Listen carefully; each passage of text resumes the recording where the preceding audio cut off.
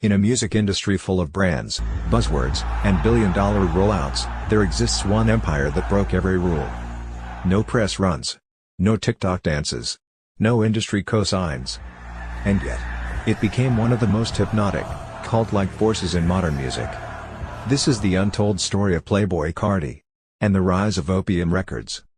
A movement so mysterious, its silence became louder than the mainstream. But to understand the future of rap, we need to go back to its most unexpected messiah.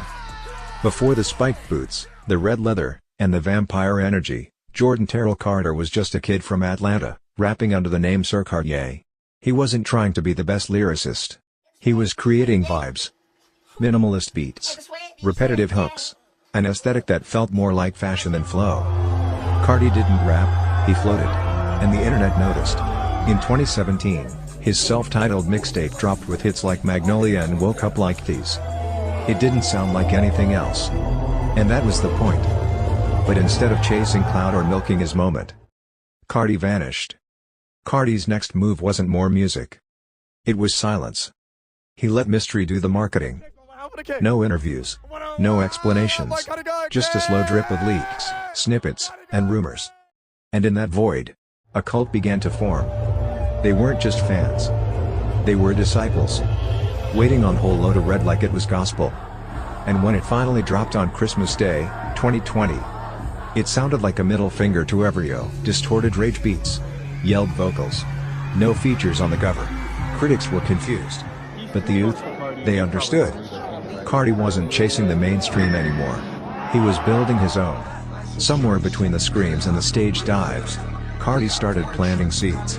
Not just as an artist, but as a mogul. He created Opium Records. No flashy announcements. No press releases.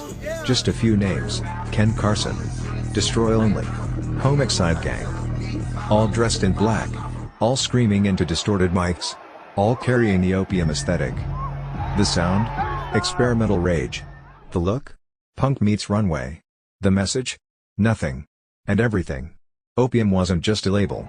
It was a vibe. And like Carti, it never explained itself. Here's the genius part.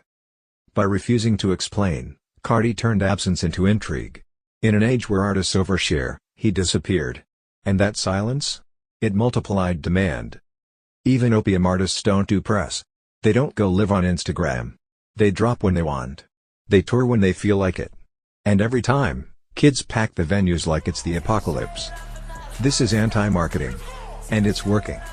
Ken Carson and Destroy Only charted with almost no radio play. Their videos rack up millions.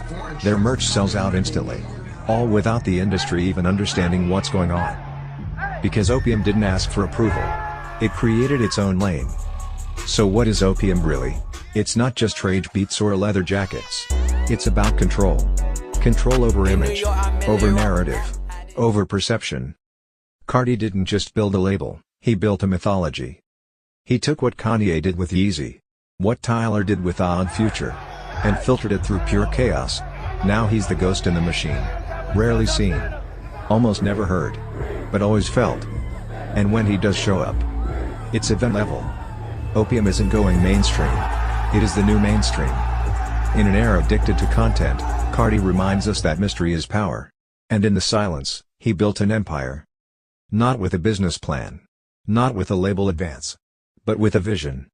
So what's next for Playboi Carti and Opium? No one knows. And that's exactly why we're still watching. Some kings build castles. Others disappear into the smoke. Like, subscribe for more untold stories.